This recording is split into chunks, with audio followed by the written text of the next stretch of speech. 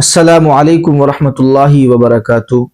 ہمارے حضرت محبوب العلماء والصلحاء امام الاولیاء تاجدار نقشبند حضرت جی مولانا پیر ذوالفقار احمد نقشبندی رحمۃ اللہ علیہ، اللہ تبارک و تعالی حضرت کی مغفرت فرمائے۔ حضرت جی اپنی زندگی میں فرمایا کرتے تھے، جو بہت ہی قیمتی بات ہے، بہت ہی قیمتی ملفوظ ہے، ذرا اس کو غور کے ساتھ توجہ سے سنیے اور اس کو عمل کی نیت سے سنیے، اس کو دوسروں تک بھی پہنچائیے۔